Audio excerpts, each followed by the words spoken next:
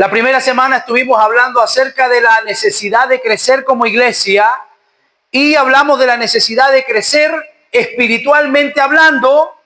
Y cuando hablábamos de la espiritualidad, ¿verdad? Estábamos hablando de que lo único que a nosotros nos marca como regla o como norma es la Biblia, es la palabra del Señor.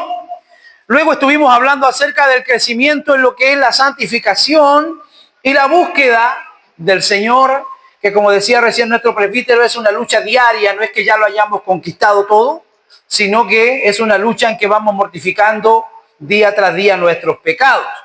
Y hoy día vamos a tener una meditación, cómo crecer en la vida de adoración. Algunos meses voy a estar hablando, hermano, de lo que es el crecimiento de la iglesia. Y dije el otro día que crecimiento de la iglesia no significa números, ni volumen de la iglesia, sino que significa cómo la iglesia va creciendo en sus herramientas, en sus armas espirituales, en aquello que Dios nos ha dado, hermano, para poder nosotros desarrollarnos en los medios de gracia en los cuales Dios nos permite participar. Primero que nada, parto con una pregunta con ustedes. ¿Con qué frecuencia usted adoró a Dios la semana pasada? Piense un minuto. ¿Con qué frecuencia usted adoró a Dios la semana pasada? ¿Alguno puede responder?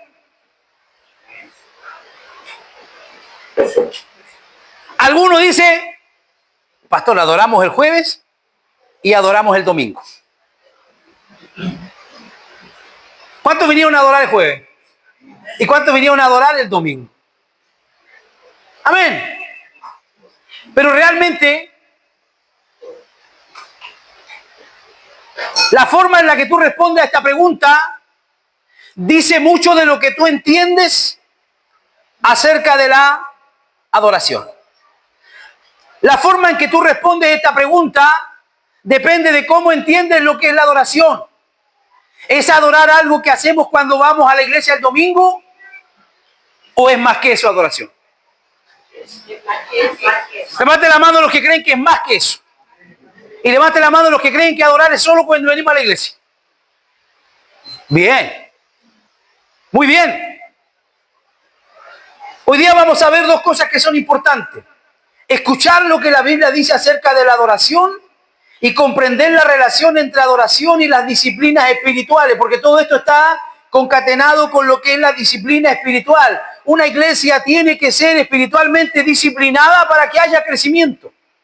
Una iglesia tiene que ser espiritualmente disciplinada para que pueda ver de alguna manera el crecimiento que Dios quiere que nosotros podamos tener como congregación. ¿Por qué? Porque la adoración es el propósito por excelencia de la vida. Para un cristiano no debe haber nada más valioso y más importante que adorar a Dios. Estoy hablando de un verdadero cristiano. No debe haber nada más importante o más valioso en su vida que adorar a Dios. Como lo dijeron los divinos de Westminster en el Catecismo Breve. ¿Cuál es el fin principal del hombre? El fin principal del hombre es glorificar a Dios y disfrutarlo para siempre. Al pensar en la adoración, primero debemos pensar en cuál es nuestro deber básico. Como aquellos que Dios creó a su imagen y especialmente a quienes Él redimió por su preciosa sangre. O sea, hay dos motivos centrales. Hay dos motivos básicos por los cuales nosotros tenemos que adorar a Dios. Aparte de que Dios te dio una casa, aparte de que Dios te dio un auto, aparte de que Dios te dio una linda familia, aparte de que Dios te ha dado nietos. Hay dos cosas que son fundamentales. Uno, que fuimos creados a imagen y semejanza de Dios.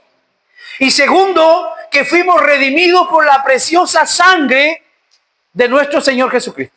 Todo lo demás es secundario y todo lo demás es pasajero, es algo efímero, hermano. Porque lo que hoy tenemos puede que mañana no lo tengamos. Pero de alguna manera hay dos cosas que tienen que moverte a la adoración. Primero, que fuimos creados por Dios. Y segundo, que fuimos redimidos por la preciosa sangre de nuestro Señor Jesucristo. Entonces el catecismo nos está diciendo que el fin principal es glorificar a Dios y disfrutarlo para siempre. ¿Qué es lo que quiere decirnos esa palabra del catecismo? ¿Qué significa glorificar a Dios? El puritano Thomas Watson dice que glorificar a Dios consiste en 4 cosas. Primero, agradecimiento. Alguien que no siente agradecimiento difícilmente va a poder glorificar a Dios. ¿Por qué? Porque piensa y siente que todo lo que ha logrado, alcanzado o va a lograr, lo debe a su fuerza, a su energía, a su esfuerzo propio, a su capacidad. Entonces no va a ser un agradecido como muchos de nosotros. Pregunto esta mañana, ¿cuántos de los que aquí están agradecidos con Dios? Amén. A ver, rápido su mano arriba. ¿Cuántos están agradecidos? Porque Dios ha hecho cosas que nosotros no merecíamos. Nos tiene, imagínense cómo lo tiene a usted. Mire qué lindo y simpático lo tiene, ¿eh? Qué linda, las hermanas bellas, las hermanas, los hermanos también. Y ese es un beneficio y es un regalo que de alguna manera nosotros no podemos y no tenemos con qué pagarle a Dios. Si hubiéramos seguido nuestra vida de pecado, si hubiéramos seguido nuestra desobediencia, nuestra realidad hoy sería absolutamente diferente. ¿Cómo más glorifico a Dios? A través de la adoración, a través del afecto y a través de la sujeción. Yo tengo que apreciar a Dios, glorificarlo, es poner a Dios más alto en nuestros pensamientos. Significa abundar en acción de gracias hacia Él, porque Él ha hecho por nosotros cosas grandes a través de Jesucristo. O sea, honrarlo, ponerlo en una estima superior a todo lo que nosotros podamos tener o querer en esta tierra. ¿Cómo? A través de la adoración. Porque adorar es atribuirle a Él todo el honor y toda la alabanza. Es reconocer que solo Él es digno de toda nuestra reverencia y toda nuestra adoración. Solo Él es digno de toda nuestra reverencia y toda nuestra adoración. Necesitamos caminar y conducirnos delante del Señor con toda y absoluta humildad. No con soberbia y no con arrogancia. Tercero, debemos tener afecto. Amar a Dios con todo nuestro corazón, como lo dice el más grande mandamiento. Amarás a Jehová tu Dios con todo tu corazón, con toda tu mente, con todo tu ser. Toda nuestra persona es dada a amar a aquel que es completamente una bendición para nosotros. ¿Cuántos sienten a Dios una bendición para su vida? Y eso te va a llevar a ti ¿a qué? A sujetarte. Dedicamos completamente a la obediencia de Dios. Nos sometemos a su voluntad y estamos de esta manera listos para servirle. La sumisión es como un creyente entra en el reino. Si confiesas con tu boca que Jesús es el Señor y crees en tu corazón que Dios lo resucitó de entre los muertos, serás salvo. Lo dice Romanos capítulo 10, verso 9. Una persona que de alguna manera se somete al Señor vive del reino. Lo que dice Filipenses 2:5. Tengan ustedes esa actitud que tuvo Jesucristo, el cual siendo igual a Dios no lo estimó, sino que se despojó a sí mismo. De alguna manera, en síntesis, hermano, la fe en la persona de Cristo hace posible la adoración. ¿Cuándo? Cuando se hace a través del amor.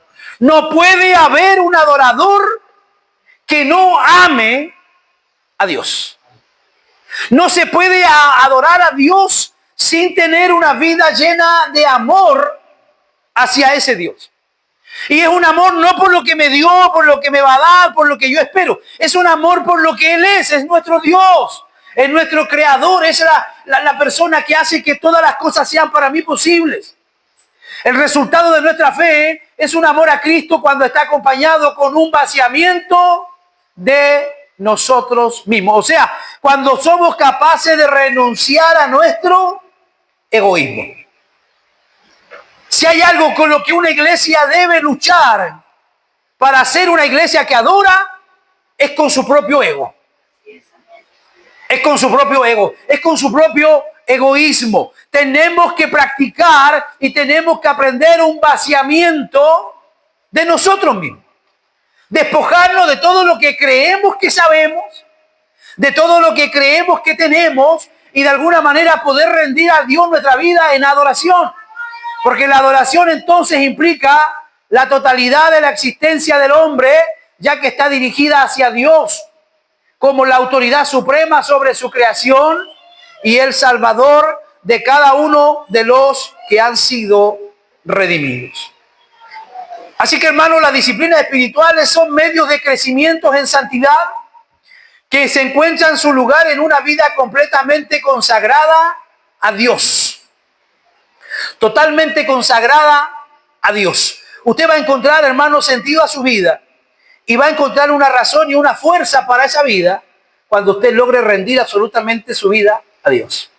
Mientras que la iglesia no rinda su vida absoluta a Dios, su dedicación absoluta, su servicio a Dios, va a estar siempre luchando con sus propios planes, con sus propios proyectos, con su propio sistema, como decía mi hermana Chenda delante de su oración, luchando con su propia voluntad. Es la manifestación más egoísta que nosotros podamos presentar o tener delante del Señor. Vaya con su Biblia a Romanos 12:1. Por lo tanto, hermanos, os ruego por las misericordias de Dios que presentéis vuestros cuerpos como sacrificio vivo, santo, agradable a Dios, porque este es un acto espiritual de adoración. Presentarnos delante de Dios en todo tiempo como un sacrificio vivo, santo y agradable a Dios, que es de alguna manera un acto espiritual poderoso. Poderoso, absolutamente poderoso, hermano, por el cual nosotros tenemos que adorar al Señor. Y la pregunta, ¿por qué debemos adorar a Dios? Apocalipsis, capítulo 4, versículo 10 y versículo 11 nos dan algunos motivos. Los 24 ancianos se postran delante del que está sentado en el trono y adoran al que vive por los siglos de los siglos. Y echan sus coronas delante del trono, diciendo, Señor, digno eres de recibir la gloria, la honra y el poder, porque tú creaste todas las cosas y por tu voluntad existen y fueron creadas.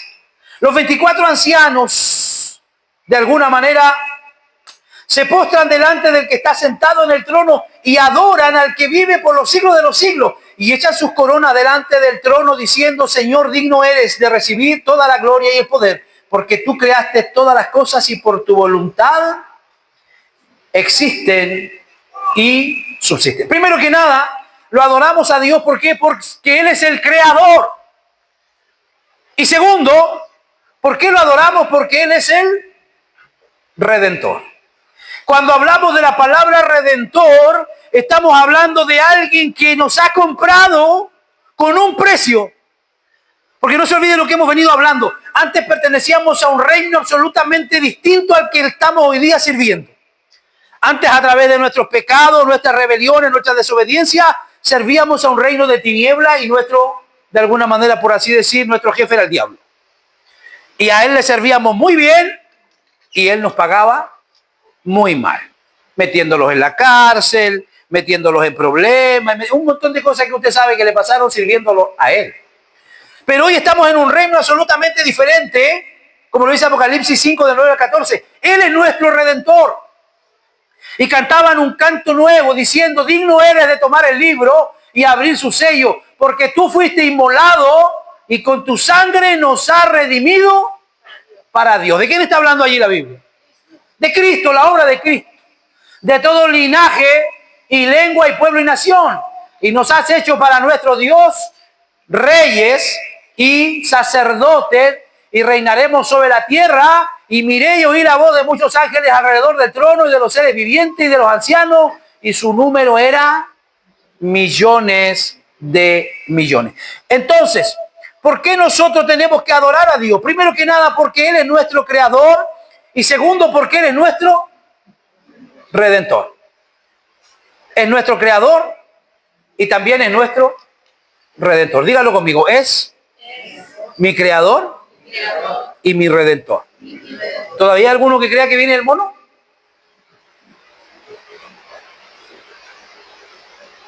Fuimos creados por Dios.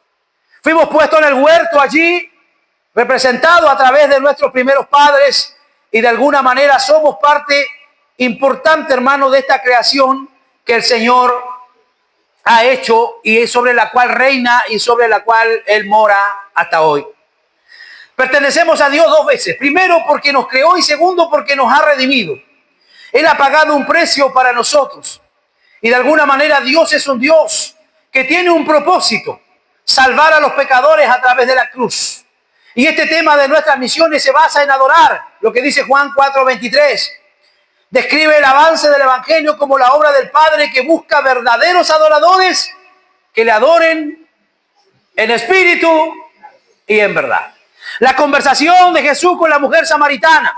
Ella le pregunta: maestro, pero ustedes dicen que hay que ir a adorar a Jerusalén y nosotros adoramos aquí en el monte Gerizim porque así lo dicen nuestros padres. Entonces ella dice: ¿dónde hay que adorar? Jesús le dice: mujer, la hora viene y ahora es cuando los verdaderos adoradores adorarán al Padre en espíritu y en verdad. Ni en Gerizim ni en Jerusalén. O sea, no es un lugar físico el que marca la tendencia en la adoración, sino que cada uno de nosotros como iglesia tiene que adorar al Padre en espíritu y en verdad. Hay, de alguna manera, necesidad de comprender esto. Hay tres conceptos centrales de adoración: homenaje, servicio y reverencia. ¿Qué queremos decir con adoración? Curiosamente, en ninguna parte de la Escritura se define realmente la adoración. Pero cuando los términos bíblicos clave para la adoración son examinados en una variedad de contextos, está claro que los conceptos centrales son homenaje, servicio y la reverencia. Léalo conmigo. ¿Qué es lo que es? Homenaje, servicio y reverencia. Homenaje, servicio y reverencia. Eso es lo importante, hermano, que debe estar en el corazón y la mente de la iglesia. Cuando usted viene a la congregación, usted no viene por una responsabilidad con el pastor. Usted no viene porque tiene de alguna manera como prioridad un compromiso con alguien. Aquí, aunque si no voy va a pasar esto, va a pasar lo otro. No, usted adora al Señor y usted viene porque le rinde un homenaje a Él, porque Él se lo merece, porque ha hecho mucho por nosotros. Repito, nos ha creado y nos ha redimido. Homenaje, del verbo hebreo más comúnmente traducido como adorar, significa literalmente doblarse sobre la escritura. Y eso está ahí en Éxodo 34:8. Moisés se inclinó al suelo inmediatamente y adoró. Entonces, cuando nosotros estamos hablando de alguna manera de un homenaje, estamos hablando netamente de lo que es la palabra adorador, que tiene que ver también con la palabra griega proskuneo, que significa alguien que se inclina. Y cuando alguien se inclina, lo está haciendo reverentemente ante alguien que tiene superioridad, tanto espiritual, tanto moral, como también una espiritualidad soberana sobre nosotros. Esta es la segunda entrega de la ley del Antiguo Testamento, Éxodo 34:8. Y este gesto expresaba inmediata sumisión a Dios. Expresa reconocimiento de la majestad y santidad de Dios y deseo de conocerlo absolutamente como Él es, como un rey. Si nosotros tuviéramos de alguna manera hoy en nuestros días reyes tal vez en nuestras naciones, tendríamos que mostrarle respeto. Tendríamos que mostrar algún tipo, ¿verdad?, de sujeción ante ellos, porque son como autoridades. Pablo dice en Romanos 13 que debemos someternos a nuestras autoridades. Entonces cada uno de nosotros, cuando se congrega y cuando vive su vida de adoración ante Dios, porque no es solo cuando se congrega, sino que tiene que vivir siempre reverentemente delante de Dios. No se puede caminar con soberbia delante de Dios. O sea, se puede, pero no se debe. Un buen cristiano no debe andar con arrogancia, con soberbia, con altivez. Al contrario, tiene que ser un adorador, alguien que se doblega delante de Dios.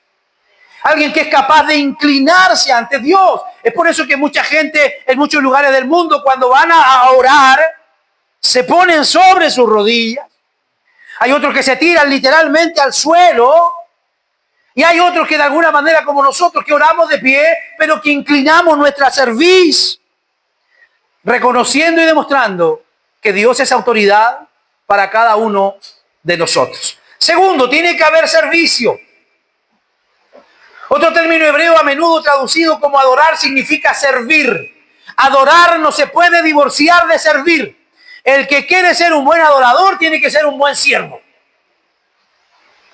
En otras palabras, el que quiera ser un buen primero, un buen titular, tiene que aprender a ser un buen servidor. Dígale a que está a tu lado, tienes que servir. Es algo que no gusta mucho, ¿verdad? Porque como que todos creen que nacieron para jefes.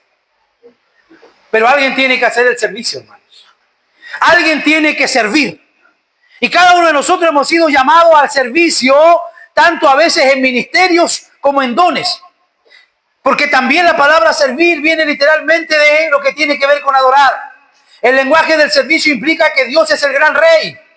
Se requiere de la fidelidad y la obediencia de aquellos que le pertenecen. Esto implica devoción a Dios como patrón absoluto en nuestras vidas. Deuteronomio capítulo 2, versos 3 y 4. Y derribaréis sus altares y quebraréis sus estatuas y sus imágenes de acera consumiréis con fuego y destruiréis las esculturas de sus dioses y raeréis su nombre de aquel lugar y no haréis así a Jehová vuestro Dios. Servicio. Alguien tiene que realizar la labor de Dios sobre la tierra y el jueves nos enseñaban que cada uno de nosotros es la luz del mundo y es la sal de la tierra. Y como luz y sal tenemos funciones que cumplir en medio de nuestra sociedad. Cuando hablamos de reverencia, estamos hablando de un término utilizado para indicar el temor, la reverencia o el respeto que Dios se merece. Esto implica guardar los mandamientos de Dios, andar en sus caminos, alejarse del mal y servirle. Lo leía yo hace algún rato en el Salmo 95, verso 6. Venid, inclinémonos en adoración, arrodillémonos delante del Señor, nuestro Hacedor. En el Antiguo Testamento la adoración se centra en el santuario que fue designado por Dios. Sigue los rituales establecidos por Dios y es facilitado por el sacerdocio que Dios ha nombrado. Y al mismo tiempo tal adoración solo es agradable a Dios cuando está acompañada por la sincera obediencia a Dios de corazón. ¿Usted se acuerda de un par de sacerdotes que fueron prácticamente liquidados y fulminados por Dios en medio de sus labores sacerdotales? ¿Por qué? Los hijos de Aarón, porque presentaron fuego extraño. Hasta el día de hoy, ¿verdad? Hay varios comentarios sobre eso. Hay varios comentarios que se hacen sobre ellos. Pero lo que sabemos nosotros es que ellos fueron desobedientes y que no hicieron lo que Dios había ordenado, sino que ellos quisieron prender el fuego con sus propios medios. ¿Y qué hizo Dios? Los fulminó. En el Nuevo Testamento la misma terminología se usa de una manera transformada para retratar la obra de Cristo y la respuesta que agrada a Dios. Jesús, nuestro gran sumo sacerdote, cumple con los ritos y con los tipos y sombras del antiguo pacto y reemplaza la manera en que nos acercamos a Dios. Ya no hay que ir como el sacerdote ahora, nos acercamos a través de la muerte de Jesús, a través de la obra en la cruz del Calvario. La adoración aceptable significa acercarse o comprometerse con Dios, con los términos que Él propone y de la manera que Él lo hace posible. Porque la verdadera adoración es revelada por Dios y es posible gracias a su obra redentora. Aquel que no reconoce la obra redentora de Cristo no puede ser un adorador. Los medios aceptables de adoración. ¿Cuáles son los medios aceptables de adoración? Revelación y redención. Dígalo conmigo, revelación y redención. Dios se ha revelado a sí mismo por medio de ¿qué? ¿Cómo Dios se ha revelado a la iglesia? ¿Cómo Dios se ha revelado a su pueblo? ¿Por medio de sueños? Por medio de su palabra. En el Antiguo Testamento, Dios en el monte Sinaí estableció el gran detalle del patrón de adoración aceptable. Israel debía respetar las normas para adorar a Dios de una manera aceptable. Cualquier desviación fue considerada como idolatría. Cualquier cosa que la iglesia haga fuera de los patrones que Dios establece es visto como idolatría. Cualquier desviación. Además de estas estipulaciones rituales, los 10 mandamientos gobernaban la relación personal de Dios con Israel. Ahí tenemos el Levítico capítulo 10. Ahí está la historia de Nadab y Abiú, del 1 al 3. Nadab y Abiú, hijos de Aarón, tomaron cada uno su incensario y pusieron en ello fuego, sobre el cual pusieron incienso. Y ofrecieron delante de Jehová fuego extraño que él nunca les mandó. Y salió fuego de delante de Jehová y los quemó y murieron delante de Jehová. Entonces dijo Moisés a Aarón: esto es lo que habló Jehová diciendo: en los que a mí se acercan me santificaré, y en presencia de todo el pueblo seré glorificado. Y Aarón cayó. Del mismo modo, hermano, en el Nuevo Testamento encontramos exhortaciones sobre cómo debemos vivir espiritualmente, estipulaciones para que los creyentes deben hacer cuando nos reunimos para el culto público. El Nuevo Testamento también deja claro que la Biblia es central para el culto público. Primera de Timoteo, capítulo 4, versículo 13, usted lo puede leer. Pablo ordena a Timoteo que se predique y que se dedique a la lectura pública de la Escritura, o sea, que se dedique a la exhortación y a la enseñanza. Ligon Duncan escribe que cuando nos reunimos para la adoración corporativa debemos leer la Biblia, debemos oír la Biblia y debemos orar la Biblia y también cantar la Biblia. O sea, todo lo que se hace en medio de nuestros servicios corporativos tiene que estar relacionado con la Biblia. Por eso que usted aquí no va a ver ni mimo, ni títere, ni obra de teatro, nada de eso. Por eso tiene que ver con la Biblia. Lo que nosotros tenemos que hacer, hermano, de alguna manera, es escuchar la Biblia, orar la Biblia, cantar la Biblia y leer la Biblia, porque leer y predicar la Biblia es fundamental en la adoración pública, porque son las más claras señales de la presentación y la manifestación de Dios con su pueblo. Si en un culto religioso se leyó la Escritura, Dios estuvo allí. Aunque no haya ni danza, ni lengua, ni caiga un rayo, ni nadie cayó de espalda, ni no hubo endemoniado. Se leyó la Escritura y Dios estuvo presente a través de esa lectura. Solo Dios determina cómo Él debe ser adorado. Dios determina cómo Él quiere que lo adoren. Y yo en esto siempre uso el mismo ejemplo que usaba un teólogo para enseñar. Y decía él, estaba la esposa esperando al esposo que llegara del trabajo con una fiesta sorpresa para él porque estaba de cumpleaños. Y entonces cuando el esposo va entrando a la puerta, escucha la música que le gusta a su esposa. Y el hombre sigue entrando a la sala y ve que los colores y los adornos son del color que le gusta a su esposa. Y sigue entrando y ve que en el sofá principal están sentadas las amigas de la esposa. Y entonces van a la mesa y ve que la comida que está presentada a la mesa es la comida favorita de la esposa. Y ella dice: esposo querido, yo te he preparado una fiesta sorpresa. Mentira. La fiesta era una excusa, porque todo lo que allá adentro pasaba era del gusto de ella y no del gusto del festejado. Usted dirá: ¿qué tiene que ver eso con nosotros, pastor? Hay iglesias donde todo lo que se hace en el culto es del gusto de la gente. La música que se canta es la música que le gusta al hermano, a la hermana, porque lo hace bailar, lo hace saltar. Las iglesias, las congregaciones se adornan de acuerdo al gusto de la gente, a los colores que están de moda. Los sermones que se predican como alimento para la iglesia son temas que están de moda. Y todo lo que se hace es solo una excusa. Vamos a adorar a Dios, pero Dios nunca es agradado en todo lo que nosotros hacemos, porque lo hacemos todo a nuestra manera. Y he escuchado personas a veces decir: pero es que esa canción no me gusta. ¿Quién dijo que era para usted? ¿Alguna vez le hemos dicho que las canciones son para usted? No, son absolutamente dedicadas y consagradas al Señor. Entonces, hay extremos que pueden alejar a la gente de la adoración del Nuevo Testamento. Por ejemplo, el experiencialismo o el intelectualismo. Estas dos cosas son muy peligrosas, hermano. Muy peligrosas. El experiencialismo. La gente que va a la iglesia buscando experiencias. La gente que se hace cristiana buscando experiencias. Su perspectiva es la casualidad y de inquieta impaciencia de aferrarse a las novedades entretenidas y subidas. Y de valor los sentimientos fuertes por encima de los pensamientos profundos de la palabra. Ellos tienen poco gusto por el estudio bíblico, por el estudio sólido de la palabra del Señor. Hay poca gana, hermano, de que haya buena enseñanza, pero sí de que haya entretención, de que haya luces, de que haya diversión, de que haya buena música. Ellos conciben la vida cristiana como una emocionante experiencia en lugar de una firme justicia racional a través de la palabra del Señor.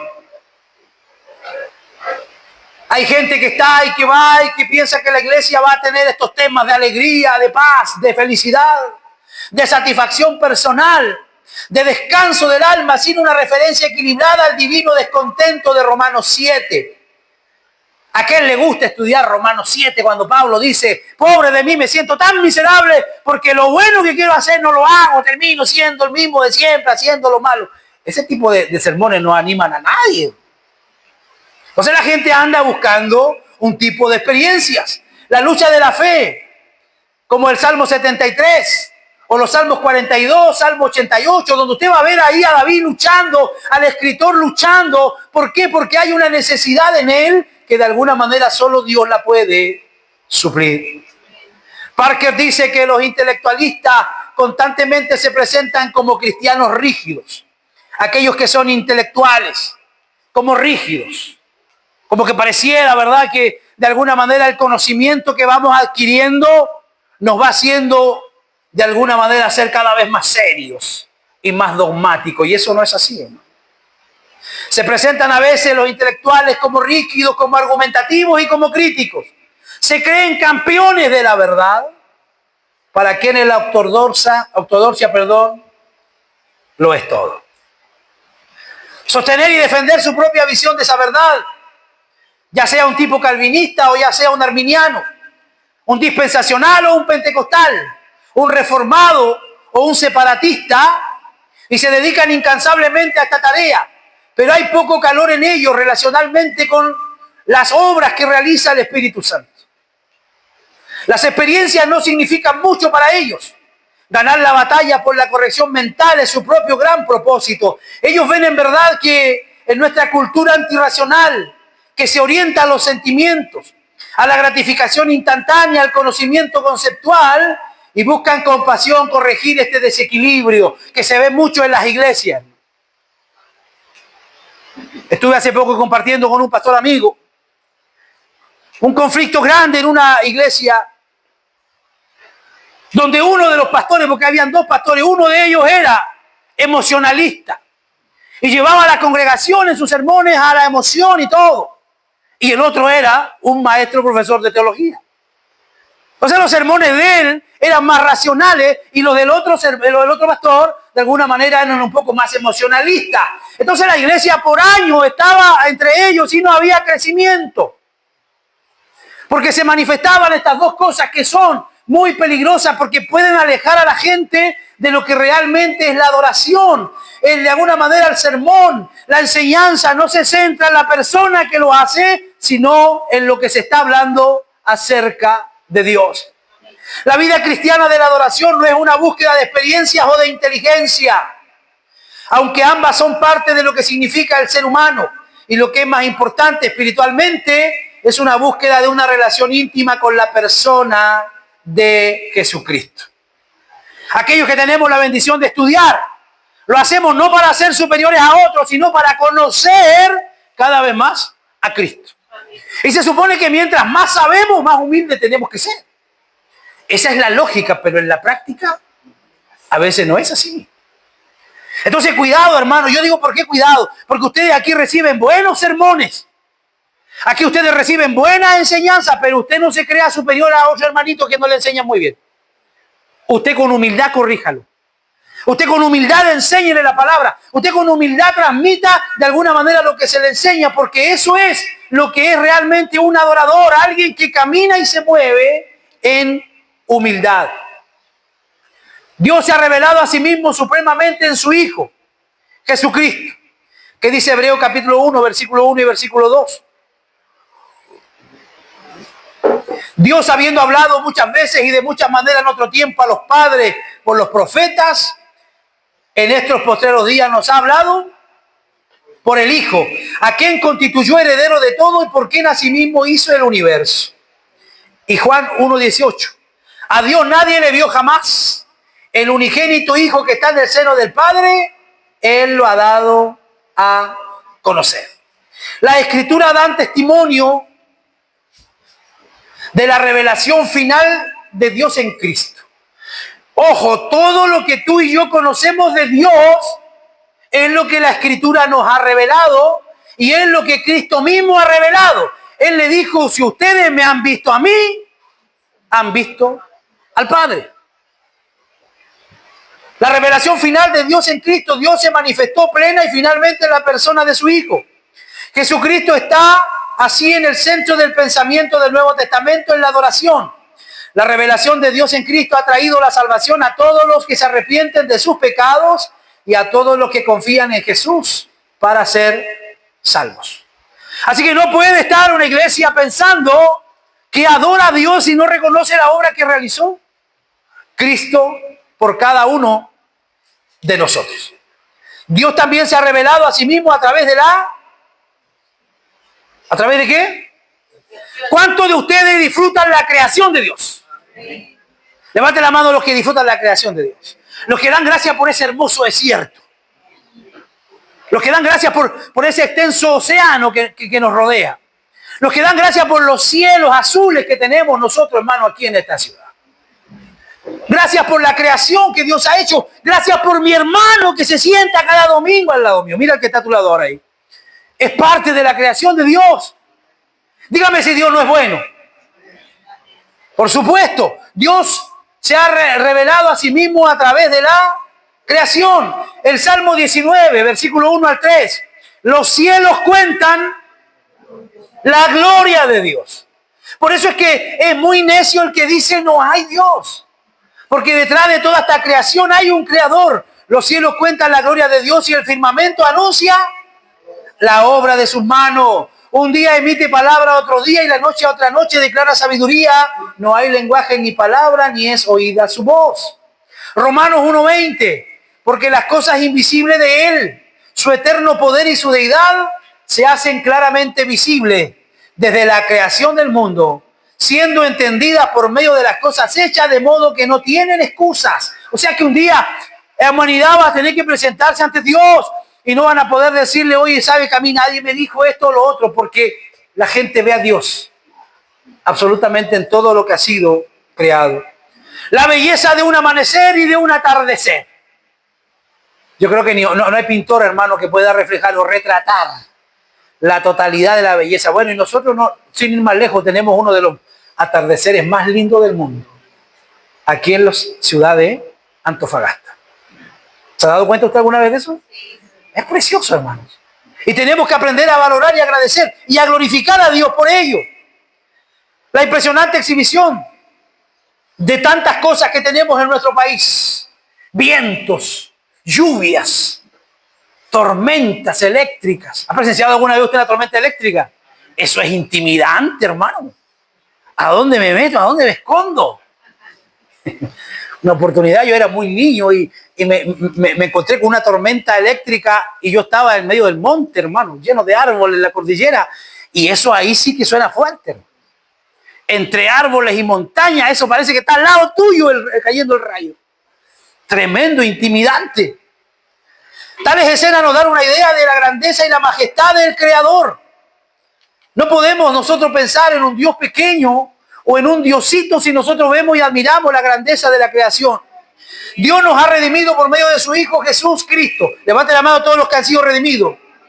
Jesús es el cumplimiento del tabernáculo y templo del Antiguo Testamento. Él es el punto de encuentro final entre el cielo y la tierra y el medio decisivo de reconciliación y entre la humanidad pecadora y Dios.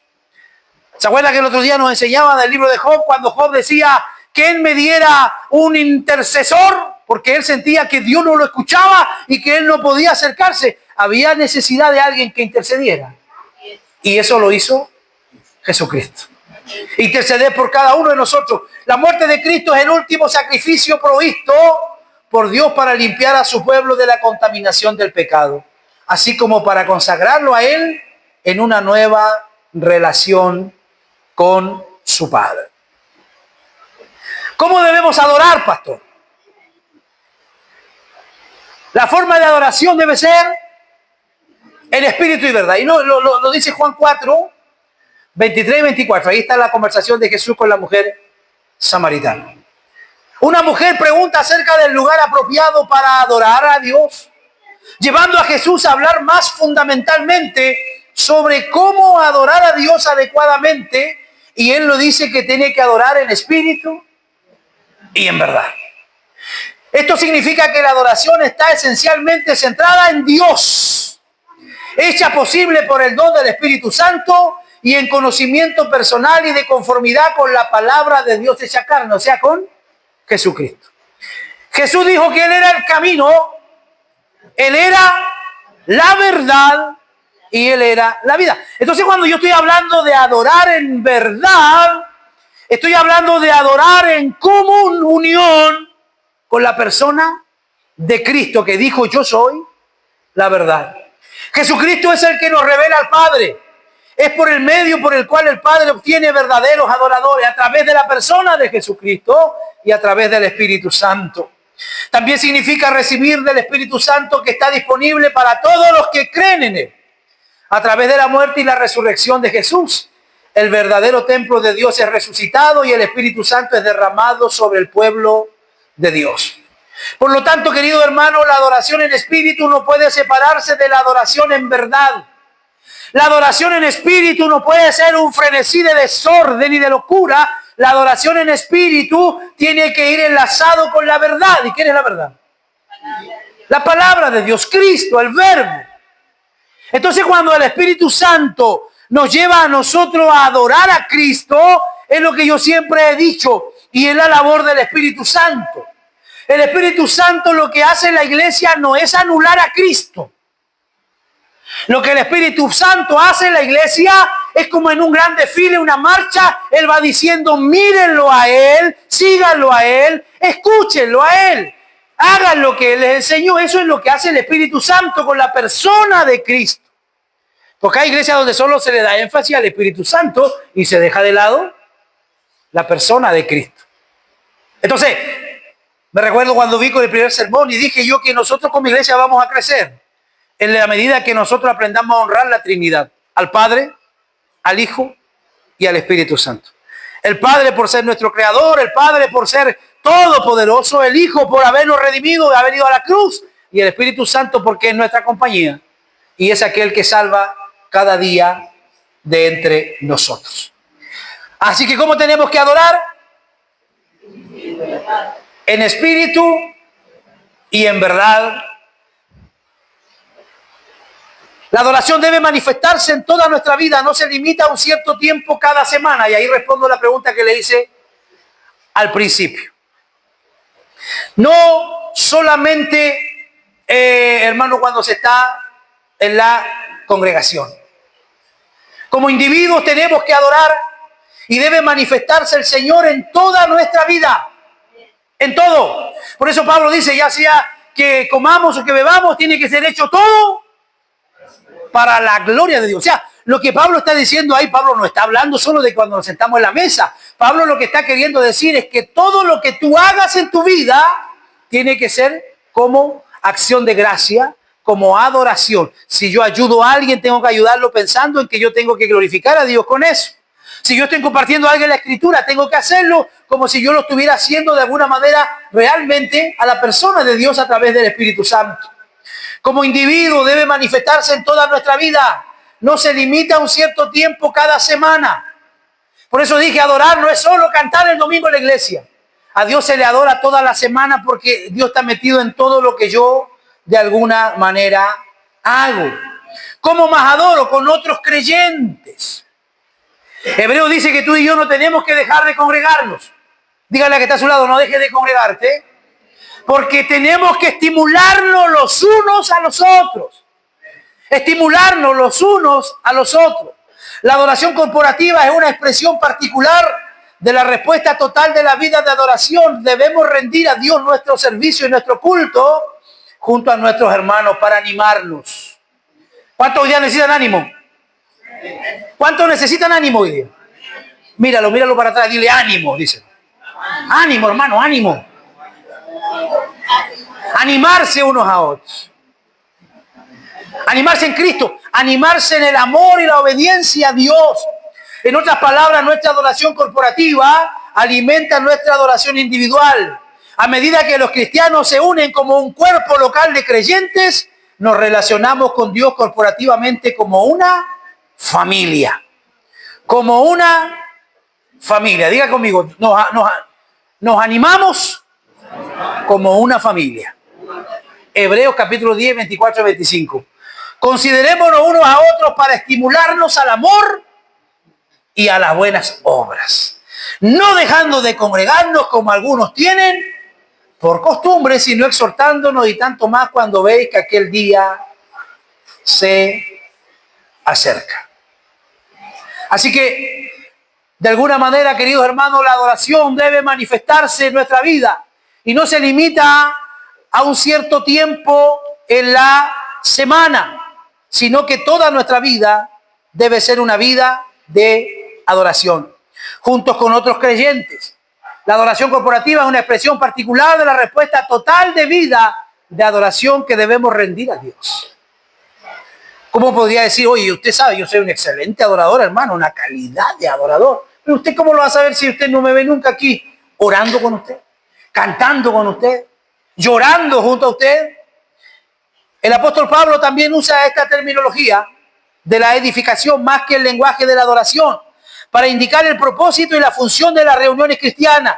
La iglesia de la asamblea no solo se acerca a Dios, sino que también anima a sus miembros. ¿Qué tenemos que hacer?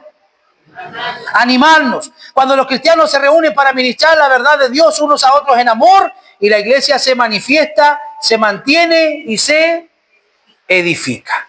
Se manifiesta, se mantiene y se edifica.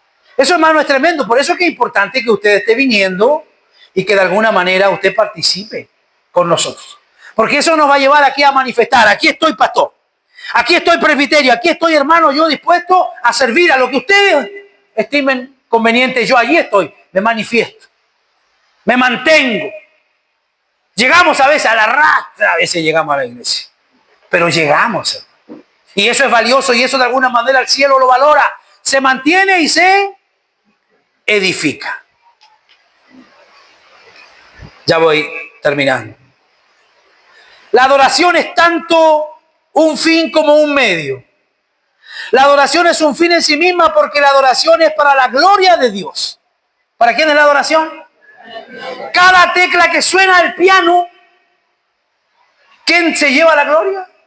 Es Dios. Y cada palabra o cada enseñanza que sale desde el púlpito, la gloria se la lleva Dios. Cada recurso y cada ofrenda que usted coloca del ofrendero de la iglesia, la gloria se la lleva siempre Dios. Es tanto un fin como un medio. La adoración es un fin en sí mismo porque la adoración es para la gloria de Dios. Y es la participación con Dios en los términos que propone y en la forma que solo Él hace posible. Al mismo tiempo, la adoración es también un medio para la piedad, para ser cada día mejor, hermano. No se concibe que el domingo estemos aquí inspirados, llorando y adorando, y usted el lunes se comporte como un hijo del diablo. No se puede, no es racional, no concuerda, hermano, no es lógico. Al mismo tiempo, la adoración es también un medio para la piedad. Tenemos que ser cada día... ¿Cómo tenemos que ser cada día? Mejores. Dígale a la que está a su lado, tienes que ser mejor.